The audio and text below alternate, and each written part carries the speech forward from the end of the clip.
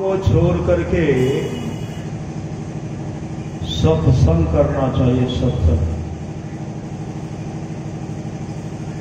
भगवान कृष्ण की वाणी है, निष्पाप उद्धव जी, कोई कितना भी अश्वमेध यज्ञ कर ले, कृष्ण चंद्रायण आदि आदि व्रत कर ले, उसके द्वारा मैं सुलभता से प्राप्त नहीं होता है।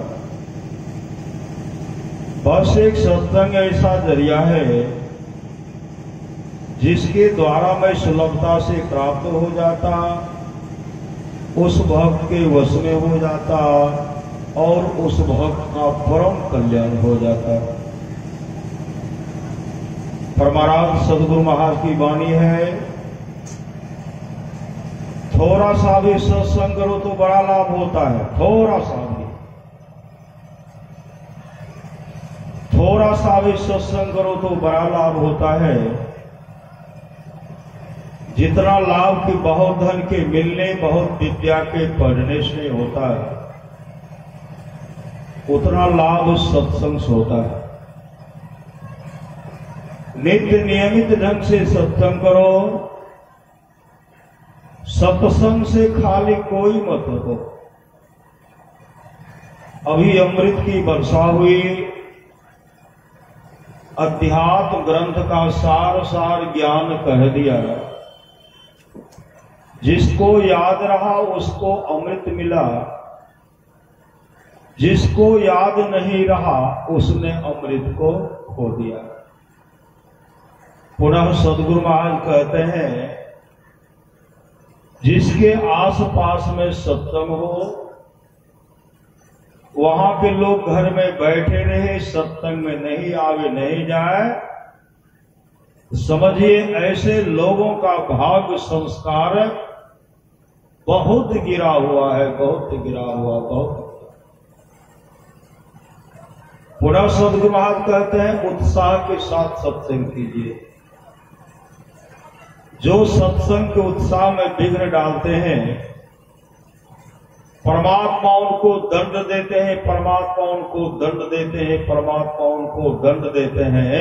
जाओ, मैंने 3 बार कह दिया। पुनः सदगुरु महाराज कहते हैं, सत्संग करने के लिए बादशाही ठाट बाट की जरूरत नहीं है। वृक्ष के नीचे घास बिछा करके भी सत्संग करने के लिए सदा तैयार रहिए, सदा तैयार।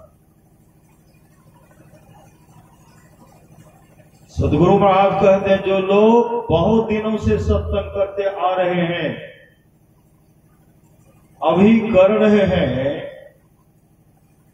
आगे भी करेंगे, वे सभी महासुख के भागी होंगे, महासुख के भागी। अब हम लोग सुन रहे थे सत्संग योग भाग 1 से वेद मंत्र सुन रहे थे। भगवान वेद उपदेश करते हैं, ओम युजान प्रथमम मनस्तत्वाय सविताधियम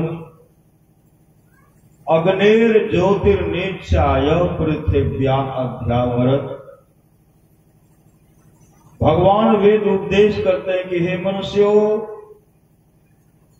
जगत प्रसव करता ईश्वर का तत्व ज्ञान प्राप्त करने के लिए पहले बुद्धि योग सत्संग करने के लिए कहा गया। सत्संग मानस योग, मानस जप तथा मानस ध्यान करने के लिए कहा गया है। अग्नि योग, दृष्टि योग की क्रिया करने के लिए कहा गया है। परमाराज सतराज की वाणी है, प्रकाश नहीं मिले तो उतनी हानि नहीं जितनी हानि की शब्द के नहीं मिलने से। इसलिए नदानुसंधान सुरत शब्द योग का भी अभ्यास करना पड़ेगा।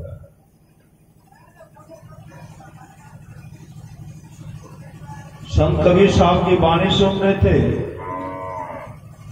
मैं तो आन परी चोरन के नगर सत्संग बिना चेतन से। इस सत्संग में लाभ बहुत है, तुरंत मिलावे गुरु से ही सत्संग में बहुत लाभ। किनको किनको लाभ होगा? सत्संग सुनने से किनको किनको लाभ अनगिनत है। राजा आज जब सत्संग में आए, जब वो सर्प के जोनी में चले गए थे, राजा है सर्प का शरीर धारण किए थे। जब वो सत्संग सुने, अजगर का शरीर छूटता है, दिव्य रूप धारण करके गंधर्व लोक को चला जाता है। इस सत्संग का फल है। भगवान महर्षि रमन जब सत्संग करते थे, उनके सत्संग में गाय आती थी। गाय सत्संग सुनने के लिए आती थी। और संजोग से एक दिन गाय सत्संग में नहीं आई, तो भगवान महर्षि रमन ध्यान करते, ध्यान दृष्टि योग की क्रिया करते। जब ध्यान करते हैं तो क्या देखते हैं, गाय जो है जंगल में बीमार पड़ गया है। सत्संग समाप्ति के बाद भगवान महर्षि रमन घनघोर जंगल की ओर चल पड़े। जब घनघोर जंगल की ओर जाते हैं, गाय अपने गुरुदेव का दर्शन करती, दर्शन करके रोने लगी। भगवान महर्षि रमन वहां पहुंचते कहते हैं, गौ मां आज तुम सत्संग में क्यों नहीं गई? गाय रोकर कहे, गुरुदेव क्या करूं, आज मेरे शरीर बुखार है, कष्ट है, पीड़ा है, इसलिए मैं सत्संग में नहीं जा पाई। भगवान महर्षि रमन कहते, गौ मां को तो तुम्हारे शरीर जो कष्ट है, पीड़ा है, बुखार है, दूर कर दो। तो गाय रोकर कहने, गुरुदेव अब इस शरीर में रहने की इच्छा लालसा नहीं है। आपके पास जो जाकर मैं बराबर आपका दर्शन किया करते थे, सत्संग श्रवण किया करते थे, सत्संग सुना करते थे, उस पुण्य के चलते अब इस शरीर को परित्याग करूंगे। अब परित्याग करके दिव्य रूप धारण करूंगे। विष्णु लोक से विमान आने वाला है, विमान पर बैठकर विष्णु लोक को चले जाऊंगे और भगवान विष्णु की चरण की अधिकार में बन जाऊंगी। उसी समय गाय अपने गुरुदेव के सामने अपने शरीर को परित्याग करती है, दिव्य रूप धारण करती है। विष्णु लोक से विमान आता, भगवान विष्णु के पार्षद आते हैं विमान लेकर के। अब विमान पर बैठा करके हरि कीर्तन करते ही उनको विष्णु लोक लेके चले गए और भगवान विष्णु की चरण के अधिकारिणी बन गए। इस सत्संग का फल है।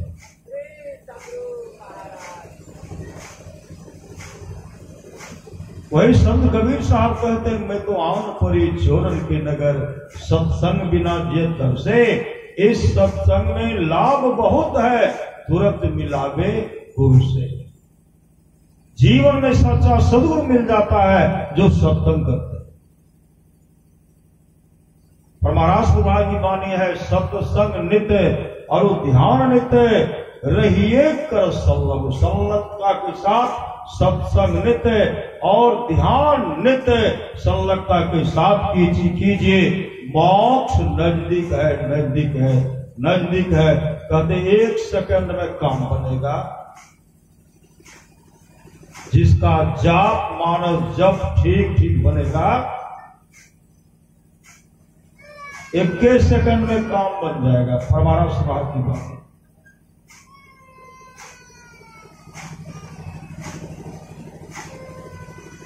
आप लोग जानते होंगे, सेठ अनाथ पिंडक को, उनको एक ही पुत्र था जिसका नाम था काल। काल बहुत लंपट था, बहुत लंपट। अपने घर के सामान को चुरा लेता था। इकलौता पुत्र था। अब बहुत धन है तो धन किसका होगा? पुत्र का न होगा। एक भी अच्छा साथी उनको नहीं मिला। बहुत लंपट था। सेठ अनाथ पिंडक अपने पुत्र काल को कहते, काल भगवान बुद्ध का सत्संग हो रहा, उस सत्संग में तुम जाओ काल कहते हमको सत्संग से कुछ लेना देना नहीं है, हम सत्संग में नहीं जाएंगे। सेठ अनाथ पिंडक कहते हैं आज अगर तुम सत्संग में जाओगे तुमको 100 कारसापन देंगे, 100 कारसापन। हाँ लालची कारसापन का नाम सुनते ही कहते तब तो जाऊंगा, 100 कारसापन का गट्ठर अलग कर दीजिए। अपने सामने में 100 कारसापन का गट्ठर अलग करवाए और कारसापन का गट्ठर लिए चले गए सत्संग में, और सत्संग में गए तो सबसे पीछे बैठे खुट्टा का सहारा लेकर के। जैसे खुट्टा का सहारा लिए भगवान बुद्ध प्रवचन कर रहे थे, काल गहरी नींद में सो गए, काल गहरी नींद में सो गए। कभी सत्संग में जाते सुनते तब तो सत्संग का महत्व समझते। नींद टूट दिया, उठ करके चल दिए, कई गांव भ्रमण करते हुए दूसरे दिन घर आए। जब दूसरे दिन घर आए तो सेठ अनाथ पिंडक कहते कल भगवान बुद्ध का क्या सब प्रवचन हुआ था, प्रवचन सुनाओ। काल कहते हैं आप प्रवचन सुनने के लिए कहां गए थे, आप सत्संग सुनने के लिए गए थे कहां? आपने कहा तुम जाओ तो हम गए, एक खुट्टा का सहारा लिए बैठ गए, गहरी नींद में सो गए, फिर नींद खुली, कई गांव घूमते हुए भी आ रहे हैं। सेठ अनाथ पिंडक करते हैं आज तुम फिर सत्संग में जाओ, कहा अब नहीं जाऊंगा। सेठ अनाथ पिंडक कहते आज अगर तुम सत्संग में जाओगे तुमको 1000 कारसापन देंगे, 1000 का नाम सुनते ही कहते तब तो जाऊंगा। 1000 कारसापन का गट्ठर अलग कर दे, अलग करवाए। जब सत्संग में जाने लगे सेठ अनाथ पिंडक कहते काल आज हम तुमको 1000 कारसापन दिए हैं, आज भगवान बुद्ध का जो जो प्रवचन होगा वह प्रवचन सुन करके सुनाना पड़ेगा। काल कहते हाँ पिताजी आज मैं सत्संग में सबसे पहले जाऊंगा और सबसे आगे बैठूंगा, जो जो भगवान बुद्ध का प्रवचन होगा वह प्रवचन सुन करके आपको सुनाऊंगा। काल सबसे पहले सत्संग में गए, सबसे आगे बैठे, एक टक भगवान बुद्ध को देख रहे हैं और भगवान बुद्ध काल को देख रहे हैं। भगवान बुद्ध का प्रवचन प्रारंभ हुआ, काल प्रवचन सुन रहे हैं और सुनते सुनते काल को समाधि लग गई, समाधि। सत्संग समाप्त हो गया, भगवान बुद्ध अपने निवास में गए, जो भी भिक्षु थे श्रोतागण थे सब वहां से निकल गए और सत्संग पंडाल में काल अकेले बैठे हुए, ध्यान में बैठे हुए। काल घर नहीं पहुंचे, सेठ अनाथ पिंडक को काफी चिंता हो गई, अभी तक मेरा पुत्र काल सत्संग से नहीं आया है, मेरे पुत्र काल को क्या हो गया जो अभी तक नहीं आया।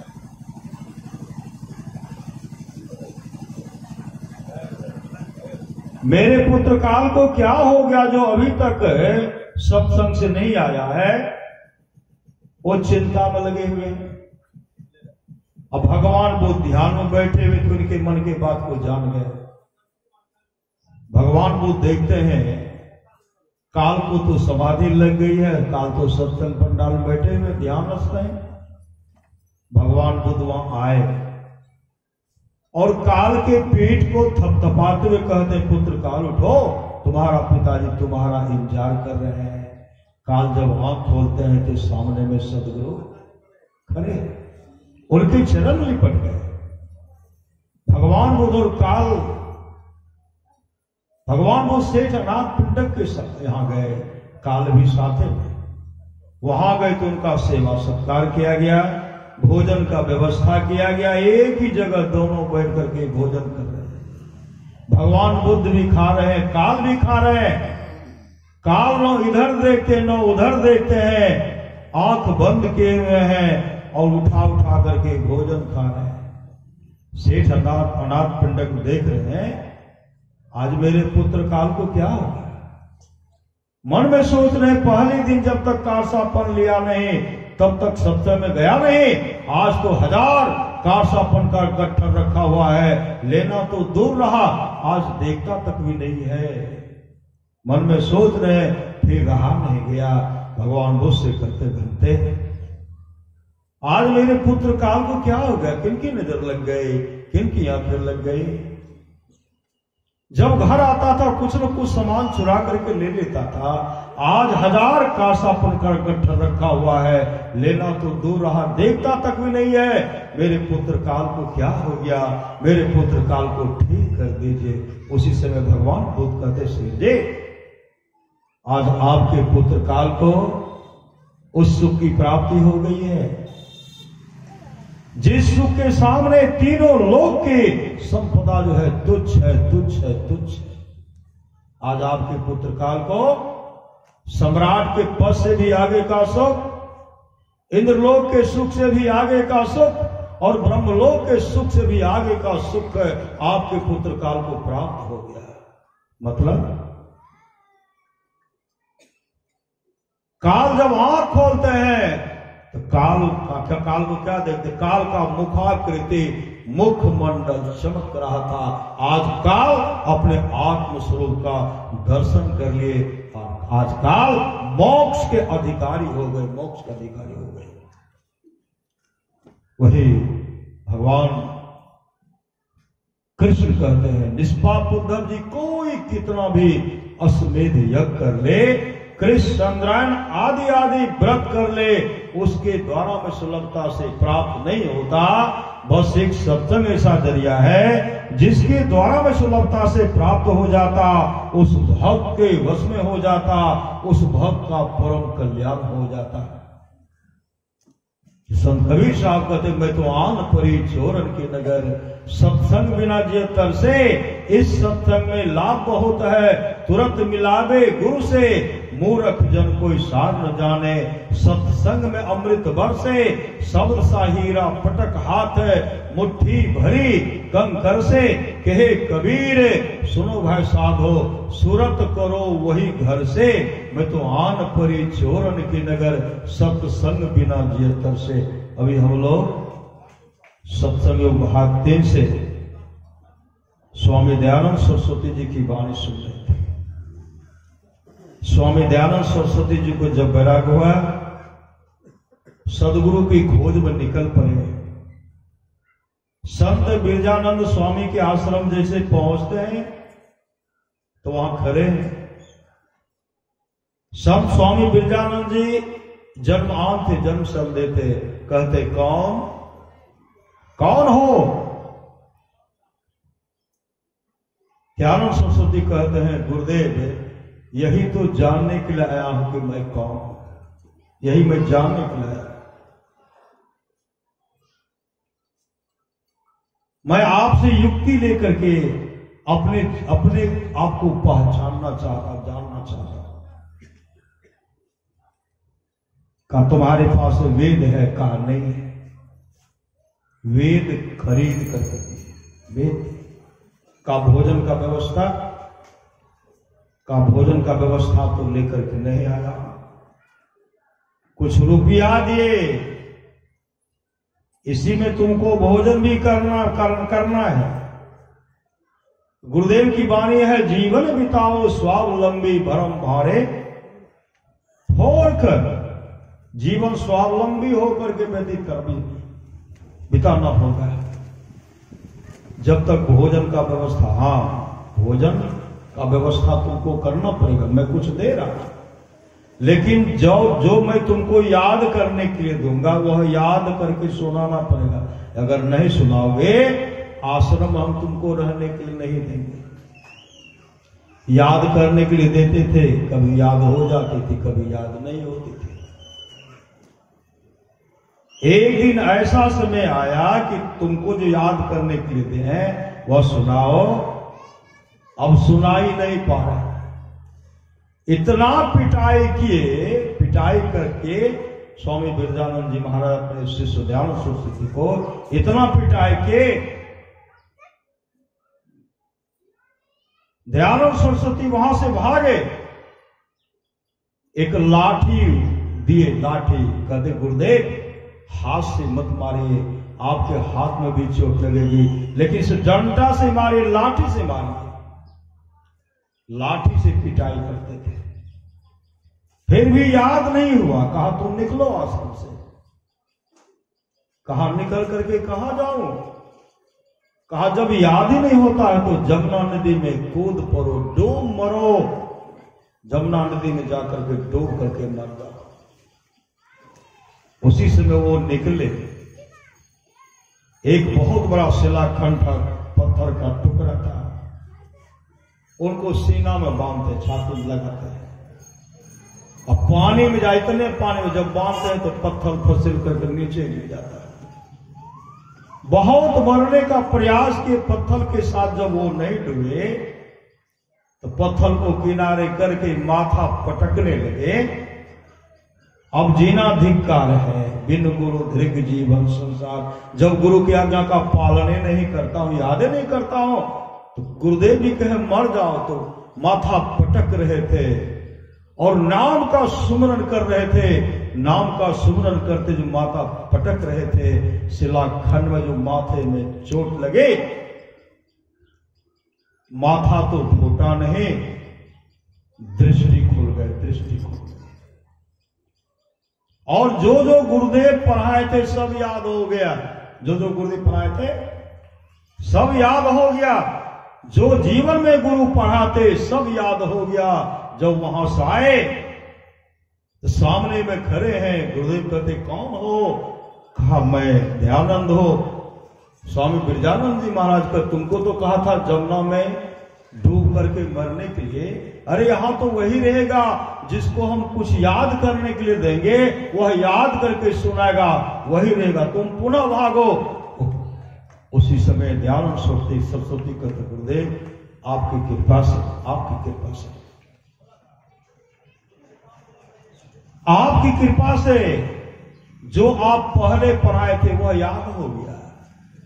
आप ही की कृपा से आप जो भविष्य में पढ़ाते सब याद हो गया, सब याद हो गया। उसी समय हृदय से लगाते, हृदय से लगाते। परमारास महाराज की वाणी है, गुरु सतगुरु समहित नहीं को निष्दिन करिए सेवे। तन मन आत्म रक्षक है गुरु, गुरु हिक नाम लेकर ले दे। मात होते बड़ी छो करने तय, पिता होता अधिक भलाई है, कुल मालिक होते बड़ी कृपाधार है। गुरु सब नाहि सहाय है, तन मन आत्म पद पर बारिये। गुरु हित पर तर नाई है, निष्दिन चरण शरण में रहिए। और न आन उपाय है, जो गुरु कृपा तनि विचारे। मिटे कल्पना सोग है, गुरु सम दाता साहिब नाई। गुरु गुरु जपिए लोग है, गुरु तजी और न चित्त बसाइए। गुरु गुरु गुरु गुरु नित्य है, जपत रहिए मैं ही कर जोरी। गुरु चरणन धरी चित्त। तब हम लोग सत्संग में भाग 4 से सुन रहे थे, परमारास महाराज की अमृतवाणी सुन रहे थे। नित्य प्रति सत्संग कर ले प्यारा, तेरा कार सरे सारा। सार कार्य को निर्णय करके धर चेतन धारा, धर चेतन धारा। पिंड के पारा दसम द्वारे का, ज्योति जग जावे अति सुख पावे। शब्द सहारे का लख बिंदु नाद कह त्रय बंदे के। सुनो सुनो में ही ब्रह्मनाद का धरो सहारा। आपन तने में ही निज तन में खोज सज्जन, बाहर न खोजना। अपने ही घट में हरि है, अपने में खोज ना। इसके लिए मुस्तिदी के साथ सत्संग नेते, ध्यान नेते संलग्नता के साथ कीजिए। अंधकार मंडल का छेदन होगा, प्रकाश का दर्शन करेंगे। सबके सहारे मोक्ष धाम को चले जाएंगे। इहलोक मंगल, परलोक भी मंगलमय होगा। जहां से आए उसमें हम लोग समा जाएंगे। परमात्मा से बिछड़ कर आए हैं, परमात्मा में मिल जाएंगे। उसके लिए एक ही जरिया है कि सत्संग नित और ध्यान नित अंधकार मंडल का छेदन करना। छेदन परमारास महाराज की वाणी है, गुरु धन्य है, गुरु धन्य है, गुरु धन्य है दाता दयाल, दया करे और गुण हरे, दे टाल भव जंजाल, सब मिल को जपते रहो जी, बने रहो खुशहाल, हरदम रटो कबहू न हटो, तो ही छेड़ेगा ना काल। कहते काल भी छेड़खानी नहीं करेंगे, काल मुख से निमुख भागो, ध्यान के भल बल भाई रे, ऐसे अवसर खोई हो तो रोई हो, पछताए रे पछताना नहीं पड़े। इसके लिए सत्संग कभी मत छोड़िए, सत्संगित और ध्यानित संलग्नता के साथ कीजिए, इहलोक परलोक मंगलमय होगा। बोलिए प्रेम से श्री सद्गुरु महाराज की जय। तो बच्चे के जन्मदिन के अवसर पर हो रहा नहीं हो रहा है, बच्चे कितने बड़े भाग्यशाली हैं जिनके लिए सत्संग का आयोजन किया गया। सत्संग बच्चे का जीवन मंगलमय हो। श्री रामचरितमानस माया है, मति की रति गति भूत भलाई, जब जही जतन जहां जही पाए, सो जानव सत्संग प्रभाव, लोको वेद न आन पाओ। ये तमाम चीजें आज तक जिस किसी को प्राप्त हुआ है सत्संग के प्रभाव से वह जानना चाहिए। जिस बच्चे के लिए सत्संग का आयोजन किया गया है, सदगुरु महाराज से प्रार्थना है सदगुरु उस बच्चे का देख रेख आप करेंगे, और तमाम जो भक्त आपके आए हैं उसका भी देख रेख आप भी करेंगे। बोलिए प्रेम से। महाराज महाराज ने कहने कृपा की, मैं मोक्ष नहीं चाहता, मैं बार बार आऊंगा, तब तक आऊंगा जब तक अपने सारे शिष्यों को मोक्ष नहीं दिला दो। अंदेशा किस बात की। बोलिए प्रेम से श्री सद्गुरु महाराज की जय। और लोग पूज्य भाव से सुनने की कृपा करें। श्री सद्गुरु महाराज की जय। और कोई है?